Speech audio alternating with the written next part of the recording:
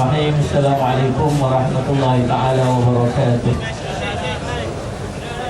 Alhamdulillah rabbil alamin wal 'aqibatu lil muttaqin 'ala umuri dunya waddin. Asyhadu an la ilaha illallah wa asyhadu anna sayyidana Muhammadan 'abduhu wa rasuluh. Allahumma salli wa sallim wa barik 'ala sayyidina Muhammad وعلى آله وأصحابه ومن تبعهم بإحسان إلى يوم الدين. سبحانك لا علم لنا إلا ما علمتنا إنك أنت العليم الحكيم. رب اشرح لي صدري ويسر لي أمري واحلل عقدة من لساني يفقهوا قولي ولا حول ولا قوة إلا بالله العلي العظيم. Yang dihormati Tuan Pengacara Majlis, yang dihormati lagi dikasihi ahli panel yang kita jemput khas pada malam ini untuk membicarakan satu perkara yang sangat penting, yang sudah pasti kita akan lalui, yang kita akan tempuh, iaitulah satu masa yang ketika yang nama dia sakaratul maut. Jadi tuan-tuan sekalian, perbincangan kita agak berat malam ni lah, kan? InsyaAllah pun begitu kita buat program santai-santai insyaAllah. Sebelah kanan saya Sahibul Fadilah Syekhul Kabir, sahabat saya insyaAllah, Ustaz Aswad Asron, yang kita jemput khas pada malam ini. Dia ni dah cukup terkenal lah sebelah sini insyaAllah, dan banyak forum-forum adik-beradik yang dibuat, beradik-beradik insyaAllah. Dan di sebelah kanan saya, sebelah kiri saya lagi masyhur, kurang sikit daripada saya. Hari itu kita tengok dia jemput tinggi dulu dalam PU baru-baru ni. Alhamdulillah dijemput sebagai juri. Ustaz Abdullah Khairi tidak perlu diperkenalkan lagi. Dan tuan-tuan sekalian, insyaAllah pada malam ini kita akan minta ahli panel kita pada malam ini, Salih ala Sayyidina Muhammad, untuk menceritakan kepada kita pengalaman-pengalaman, berkongsi kepada kita ilmu-ilmu yang berkaitan dengan satu perkara yang sudah pasti kita akan lalui sampai pada masanya yang nanti, yang Allah sebut dalam Quran, la yastakhiruna as-sa'ah wa la yastaqdimun.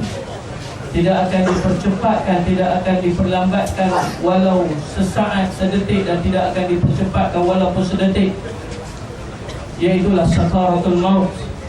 Dan bagaimana keadaan-keadaan yang akan kita berhadapan dengannya pada waktu itu, dan bagaimana pula persediaan-persediaan yang perlu kita buat sebelum kita sampai momen dan masa itu. Mudah-mudahan tuan-tuan sekalian pada malam ini perkongsian kita ini insya-Allah akan mendapat manfaat kepada kita. Baik, sebelum tuan-tuan sekalian kita nak mulakan majlis, saya minta kalau ada ruang sebelah sini, sahabat-sahabat yang duduk di jalan tu minta, sebab takut dia ganggu jalan. Kalau ada yang belakang tu boleh duduk lebih baik insya-Allah, bagi ruang kepada sahabat-sahabat di belakang untuk tengok.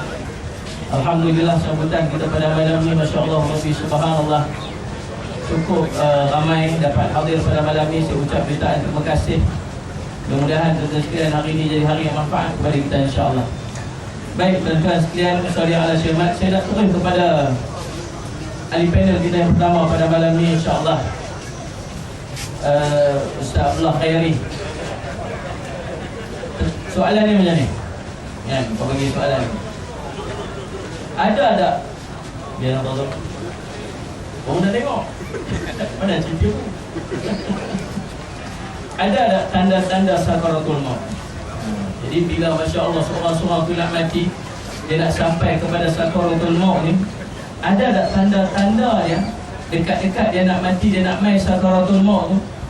Dan bagaimana pula persiapan kita untuk berhadapan dengan sakaratul maut ni? Dia mai malaikat dulu kan? Saya pernah Ustaz, saya nak bosin bila satu hari tengah duduk kuliah, saya di USJ pun Tengah-tengah duk kuliah tiba-tiba main seorang lelaki jubah hitam dengan serban hitam dengan serabut. Tengok dia main daripada jauh duduk talam main. Sudah orang dia lain. Saya kata pergi dah aku mati dah aku ni. Ingat malaikat maut semua. Dia main tu dia duduk. Allah dia duduk kita buat. Benda. Subhanallah tuan-tuan. Saya lepas kuliah tak boleh kuliah lah tu. Dia nampak orang tu duduk kat depan tu. Habis kuliah pun dia bangkit. Dia bangkit hilang, tak tahu pergi mana. Lepas kuliah dia jamu makan tak boleh makan dah. Teringat lagi, Masya Allah orang bila nak mati ke mana. Atau ingat malaikat mau main ke malaikat main dulu ke apa semua dia tulis satu macam lah dia pun. Serabut satu macam. Dia kata kalau serabut lagu ni lah. Ni aku amal aku dah tunjuk Masya Allah mati.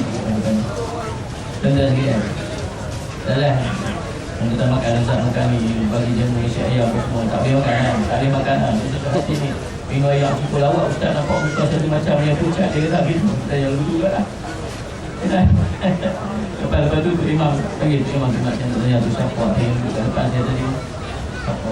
Yang mana satu? Ada semua yang pakai serban hitam, jubah hitam duduk depan dia tadi berdiri depan tu. Siapa? Tak tahu, saya tak tahu. Tu katanya tu imam. Itu kawan tu lah. Orang tu tak apa betul gitu Ustaz. Tak apa betul. 3 minggat lepas tu. Jadi dia tak boleh makan lah Ustaz. Dan dah sekalian masa ibadat. Ada pokok ada tanda lagu tu. Kan? Jadi mungkin boleh insyaAllah Khairi dengan pengalaman dia bercerita tentang sakaratul maut. Tuan-tuan bisa dengar dulu suara satu macam yang dalam radio dulu suara lebih kurang dia. Boleh tak try buat sikit-sikit. Boleh lah. InsyaAllah. Permintaan ramai. InsyaAllah Fahir tafadhal maskuratan. Bismillahirrahmanirrahim. Assalamualaikum warahmatullahi wabarakatuh. Alhamdulillahirabbil alamin wa bihi nasta'in ala umur dunya wa din. Wassalatu wassalamu ala Rasulillah khairil amin wa ala alihi wa sahbihi ajma'in. Amma ba'd. Yang saya kasihi sahabat fadilah, sahabat saya Raisul Majlis Al-Muhtaram Ustaz Jeffrey. Yang saya kasihi sahabat saya di panel yang kedua Ustaz Aswad, tuan-tuan ahli penganjur di Mahat Hafiz Al-Faizin, tuan-tuan yang dikasihi dan dirahmati Allah, bakal-bakal jenazah sekalian. Bangku ni tak sedap tuan-tuan, lagi lama aku tak duduk. Duduk jadi dia. Alhamdulillah ramai hari ni. Bentang-bentang aku bercetus kepada juri. Juri tu tuan-tuan, sebenarnya saya dijemput 2 bulan dah nak cerita. Tapi disenyapkan berita tersebut sehinggalah hari esok baru diberitahu, Ustaz tolong bertolak daripada rumah. 2 bulan dah tuan-tuan. Kalau heboh automatik tak boleh jadi. Jadi saya sampai 6.30 di Kolej Universiti Selangor. Terus dia bawa masuk dalam banglo. Dia kata Ustaz 8.30 kami akan ambil Ustaz. 8.30 terus ambil Ustaz, tak ada skrip. Ikut suka Ustaz nak buat macam mana pun. Saya masuk ketak nak mampus oi. Apa ingat dah ketak ah? Oi, tu tak sakaratul maut lagi. Terus masuk ikut suka kita. Dia bapak Ustaz buat bagi joke sikit, bagi lawak sikit. Okey tak?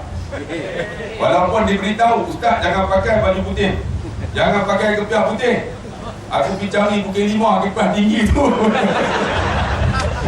Itu berlakon oi. Apa kata aku kalih tak? Aku tak kira. Tuan-tuan, kita ni rezeki di tangan Allah tuan-tuan. Allah kata boleh masuk TV. Hang halang macam mana pun boleh masuk. Hampa dah takut apa? Sebab tu rezeki ni Allah punya, Allah dah tetap dah. Tapi kita tak yakin tuan-tuan. Tuan-tuan yang dikasihi dan dirahmati Allah, Allah sebut dalam Quran, kalla, ketahuilah, iza balagatit taraqi, ketika nyawa ni sampai halqum, namanya sakaratul maut.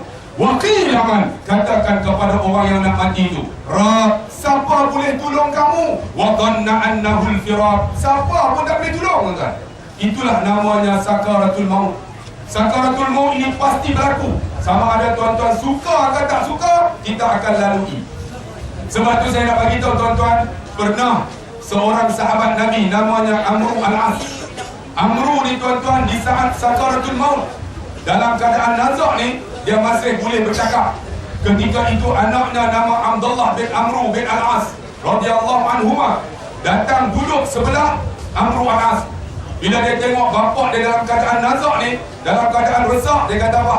Bapa, jangan susah hati. Bapa ini ialah sahabat Nabi. Bapa kalau mati, jamin syurga Allah. Apa kata Amru? Wahai anakku Abdullah, kamu bercakap demikian untuk menenangkan aku. Sebenarnya aku melalui 3 fasa kehidupan, dia kata.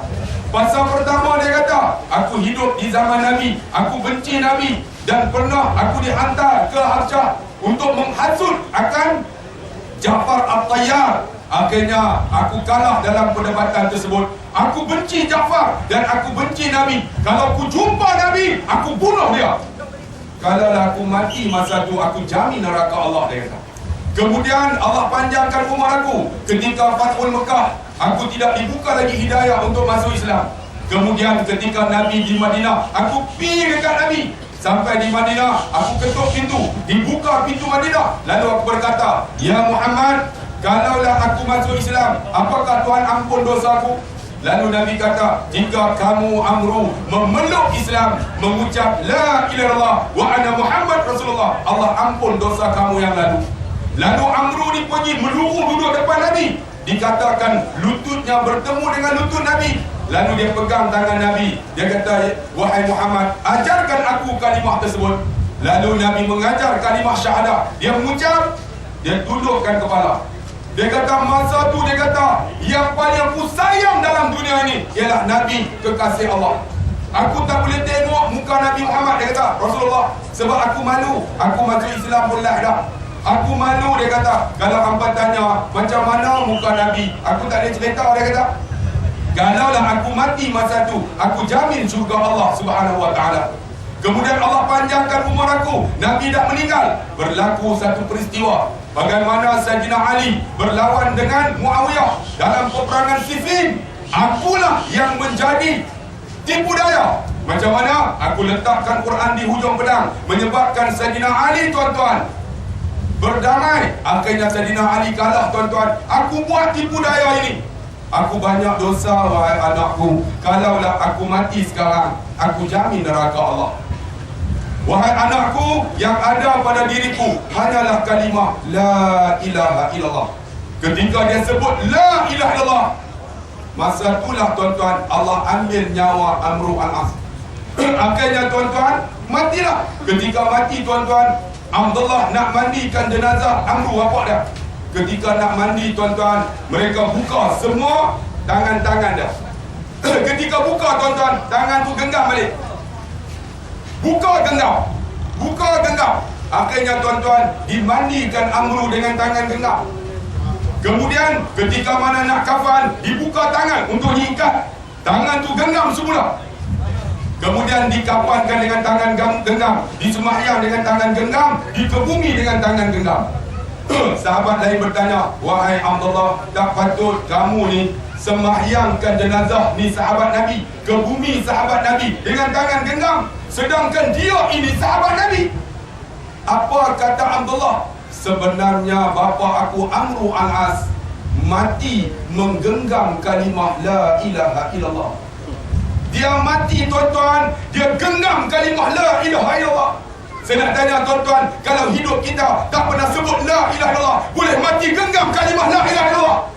Kalau hidup tak suka dengan Allah, tak suka dengan program Islam, boleh mati dengan menggenggam kalimah La ilaha illallah.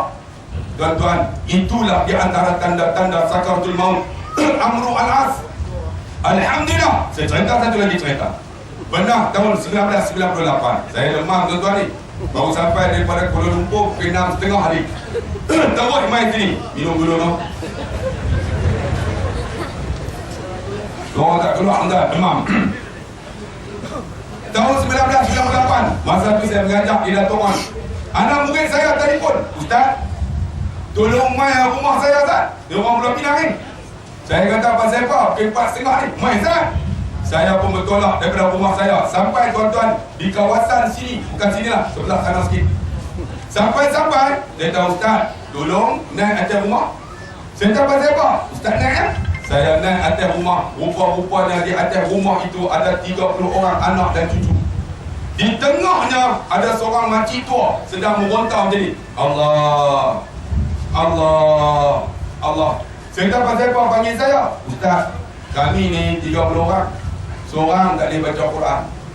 Ustaz, tolong Ustaz baca Quran untuk nenek saya. Kita seorang pun tak boleh. Tak boleh. Hang boleh tak? Tak boleh Ustaz. Hang takkan tak boleh? Boleh Ustaz. Tapi ramai dia bosan boleh Ustaz. Dia depan tak masuk. Ketak Ustaz tak apa. Mana surat Yasin? Saya pun ambil. Duduk sebelah nenek tadi. Nenek tadi duduk Allah, saya pun Bismillahirrahmanirrahim. Yasin. Bila sebut Yasin saja, nenek tadi senyap. Bila senyap tuan-tuan, rupanya dia menanti siapa di kalangan anak cucu dia nak baca Quran. Seorang tak boleh baca. Saya pun teruskan baca. Bila dah turun sampai wa ja'alna min baini aydihim saddan wa min khalfihim saddan fa aghshaynahum fahum la yubsirun. Tiba-tiba Tuhan tunjuk depan mata saya. Dia selimut tuan-tuan dengan kain. Tiba-tiba kaki dia bergoyang. Bila bergoyang, nadi dia ni bergerak. Nampak ni? Bergerak. Bila bergerak tuan-tuan, saya nampak dia bergerak. Bergetar. Dia naik. Sampai dekat dada. Dada inilah yang namanya zar-zarah. Ketika sampai dada ni tuan-tuan, saya angkat tangan. Allahumma hawin 'alaiha fi sakaratil maut. Ya Allah, mudahlah ke atasnya ya Allah sakaratul maut ya Allah. Semua anak cucu dia angkat tangan. Amin.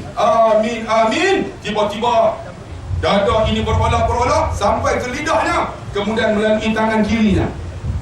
Terangkat, bergerak nanti. Kemudian jatuh. Bila jatuh, walhamdulillah rabbil alamin. Saya kata nenek tidak meninggal, tak mati lah. Rupanya ada seorang anak dia kerja dresser. Dia main jumpa. Ustaz, macam mana Ustaz tahu kata nenek kami mati? Dia ingat saya mangkuk ayun tengok. Sampai tak tahu apa. Saya kata orang yang mati ni tunggu 15 minit. Di antaranya tuan-tuan, ni telinga kita ni keras. Bila mati tuan-tuan dia jatuh ke bawah. Ni. Cuba tuan-tuan pegang tengok. Keras akan jatuh. Kalau jatuh Jumaat depan lah tu. Kalau keras dapat lagi lah kan. Ni, hidung kita ni lekat ni. Bila mati dia pegang. Dagu ni akan renggang. Ni belakang ni, bila mati orang kurui, kita boleh suar masa hidup. Tapi mati dia rapat. Dia dah tengok 15 minit. Dia pun tengok. Oh betul Ustaz. Nenek kami dah mati. Saya kata okey, kita uruskan jenazah dia. Ustaz nak buat macam mana? Saya kata cucikan najis dia. Dia pun cuci apa semua. Ustaz nak buat macam mana? Saya kata angkat jenazah dia hadap kiblat, tak atas katil. Ustaz nak buat macam mana? Memang mangkuk ayam dia memang tak tahu apa. Saya kata tutuplah jenazah ni. Pergi panggil Tok Bilal apa nama Tok Imam tu. Mai urus ni. Ustaz, kami tak kenal Tok Imam. Rupanya hidup di kampung tu masjid tak pernah pergi. Saya kata tak kenal Tok Imam Tok Bilal. Tok Bilal lagi tak kenal. Sebab apa? Azan pun tak sedap. Tobat tak kenal tuan-tuan. Mantu macam mana? Ustaz tolong Ustaz kendalikan jenazah nenek kami. Saya kata tak boleh lah. Saya malam ni ada kuliah. Terpaksa lah cari siapa-siapa. Tak apa, saya cari Tok Imam. Ustaz tolong Ustaz. Tak apa, saya cari Tok Imam. Tapi sebelum saya nak balik, mana keluarga yang paling sulung? Kakak ke abang? Dia kata kakak tak ada, abang ada. Panggil dia mana? Abang tu duduk, saya tanya, abang, apa amalan mak abang? Dia kata mak kami semayang tak tinggal Ustaz, selalu semayang doa, semayang apa puasa sunat selalu buat Ustaz, baca Quran Ustaz. Apa silapnya Ustaz? Bukan yang tu, amalan yang lain. Dia kata amalan macam mana Ustaz? Ada yang lain. Lepas tu dia sebut, Ustaz, ni antara kita berdua. Saya kata kita berdua macam mana? Ustaz, mak kami ni ialah anak yang paling sulung. Dia ada bapa, kemudian dia ada mak. Bila ada mak kepada mak kami ni mati. Bila mati tuan-tuan, datuk kami menikah pula dengan perempuan baru. Dapat anak pula.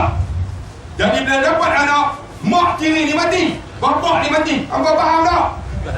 Tak faham hanggup bila. Payah cerita. Ni pak dia.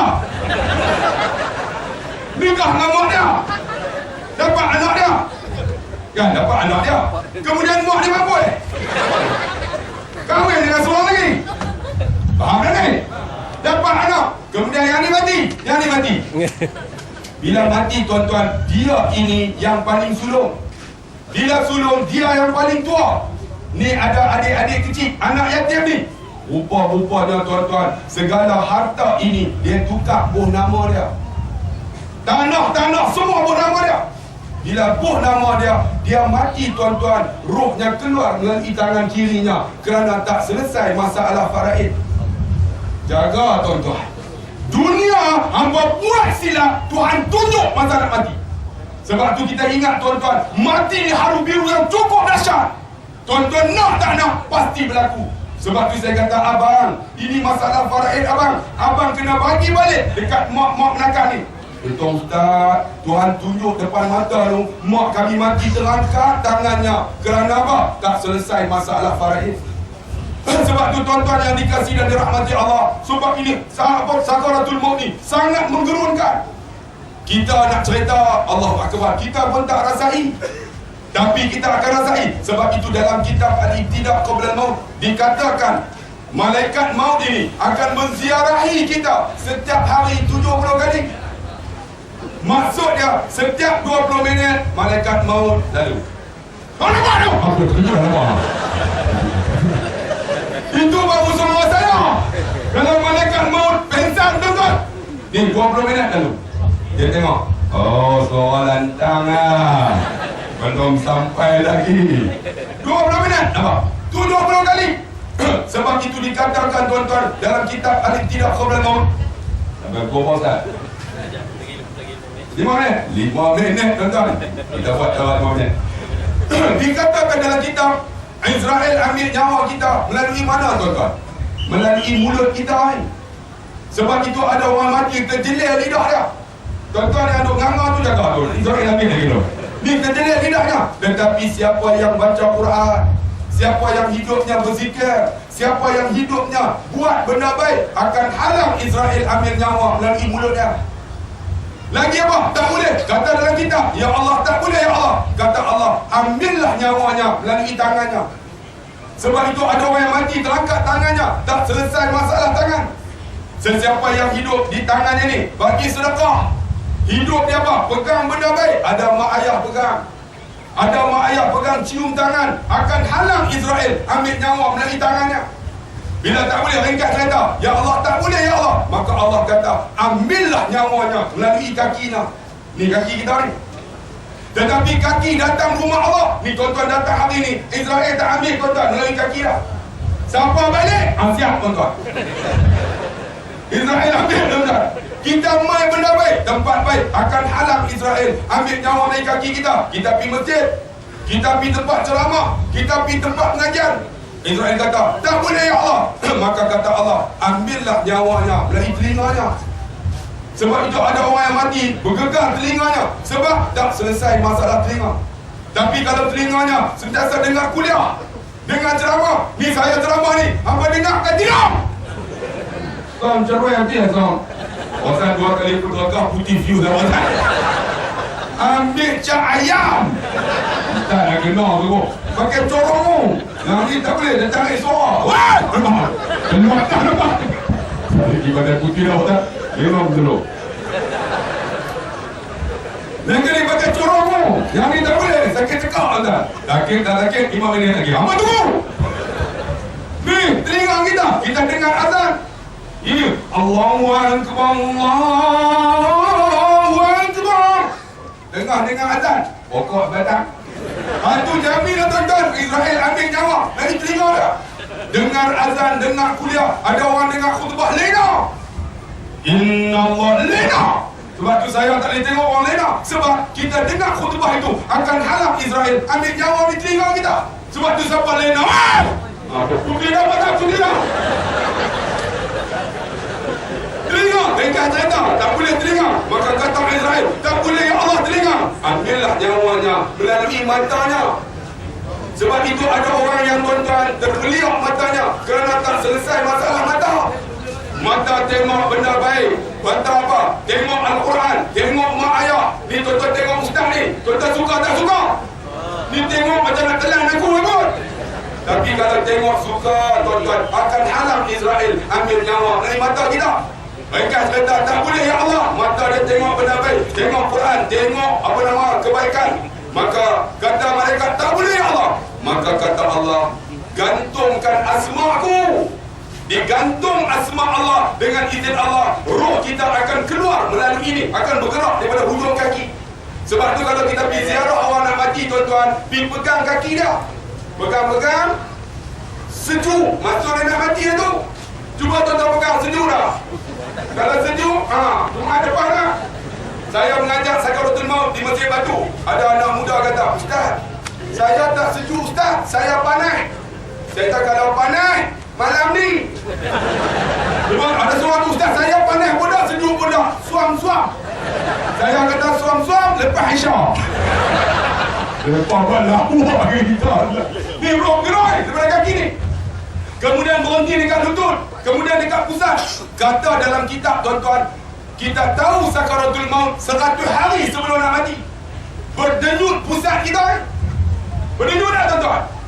Dia kata, Ustaz, isteri saya berdenyut mengandung, tak jadi.